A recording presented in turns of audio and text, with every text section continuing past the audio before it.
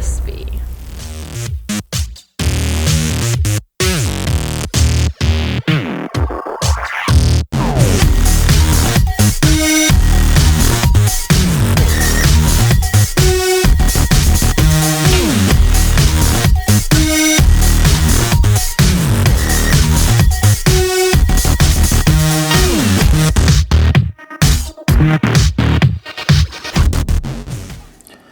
Alright, y'all, and welcome back.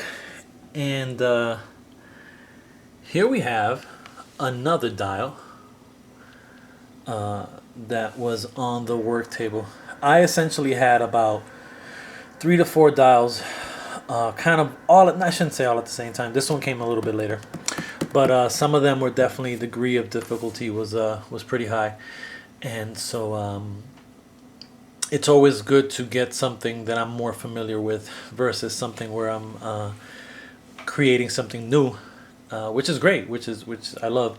But you know, kind of getting back to that familiar feel is also a pretty good feeling. So anyway, what we have here is I got contacted by someone who actually had contacted me several times over the years, interested in a dial. We could just never really figure out, the timing just wasn't right. At times he contacted me, I'd have a bunch of people on the list. Other times it just didn't work out. So finally he hit me up, and he had about, I think, 3 different ideas he had in mind. And so when he said crack den, I was like, word, because I have done a crack den before. It was a long time. As soon as he said crack den and kind of gave me an idea of his budget, then I was like, word, I can do like 2 rooms. I can do a bathroom, which we've done before. Joanne and I had taken on a bathroom or a tub, a basin type deal with a shower curtain. So this isn't new for us. Although the first time Joanne created the curtain and she rocked it out, and it was necessary to the piece for her to do the extensive amount of work that she did on that curtain, versus this one where it was just part of it and not necessarily the central focus. So okay, let's backtrack here. So here we have a dial that is 18 inches across. It is 11 inches deep, 12 inches tall. And again, he wanted a crack den style dial, and I thought it would be a cool thing to kind of make it into 2 rooms. And I told him that we'd have a door between the rooms, and we'd throw a window in there somewhere. And so real quick, let's go over some of what I did here. First and foremost, this is just a ceramic sink that I got on eBay. It's a little out of scale. It did say it was in 1/12 scale. In reality, it was a little bit off the scale, so it's a little short, but not majorly, not enough for me to not want to include it. But I don't know if you can see the inside. Originally, this was like a blue, like a powdered blue. So what I did is I cleaned it up, and then I spray painted it with a spray paint color called hemp. I thought it was pretty appropriate for this type of environment. Insulation foam board here. This is these are skinny sticks, and this is basswood. So it's a step above balsa. It's a little bit more dense. It's a little bit tougher. So what I wanted to do is just kind of, again, give it the feel of it just an abandoned apartment that has turned into a crack den, essentially. So this is just magnetized. This is a magnetized piece in the middle. And obviously everything else is magnetized, but let's go over what I use. This is a locker room mirror. So the ones that you kind of get, I got it at the dollar store, and the ones that come with they come set in foam with a big magnet on the back. So I just took all that and just grabbed the mirror and then kind of put a crack in it. Wanted to make it seem like the tiles would fell on the floor, and actually also put one of the faucets. I was trying to twist it off to paint it, and it didn't twist off. It broke off because they're metal, and I was like, fuck. But anyway, it's cool. Excuse my language. Was able to glue it down. So this locker room mirror, this is just this here. A lot of people have asked about this. This is paper. This is just paper. This is not carved. This is scrapbook paper I got from AC Moore in the scrapbooking session. The basin is something that I did from scratch. So that's not paper. That's actual carving of this is let me take this out of it. This is project foam board, but it's a thicker project foam board. So it has that paper on top, and then it has kind of it looks a little spongier. So I use this because it's about a 1/2 inch versus this that's a complete, that's a complete inch or a whole inch. So this was just custom. again, did the tiles. Let me back the camera up. So I did it so that the tiles look like they, you know, just fall on the floor in pieces, and you can see them, you know, some individual tiles there, some chunks of them. And then what I did is, once I cut those out, I just kind of beat this up a little bit. Just took the blade and just scraped at it, painted it in black, then came back with a gray to emulate how this would have been stuck on here with kind of a cement style placement. The window is also from scratch, and I did fog up the window, as most windows in bathrooms aren't clear windows. Curtain rod is actually a dowel rod. This is just a piece of, again, I've used this before.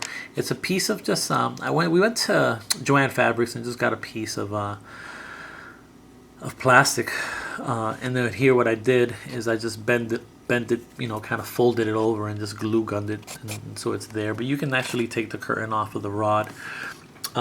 Came over here and put some piping where the knobs to the shower would have been, where the shower head would have been. Again, trying to make it as realistic as possible. It has some rust coming down from there.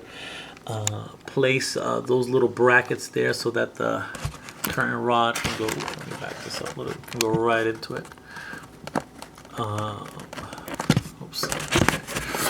And yeah, and the thing with this is that because, you know what, let me back up and let me just try. Okay, here we go. It slid right in. All right, so that was the bathroom. The floor is carved as well. I did a new technique, actually. What I did is I took coffee grounds and I put them in Modge Podge. And what it did is that it created kind of a light brown.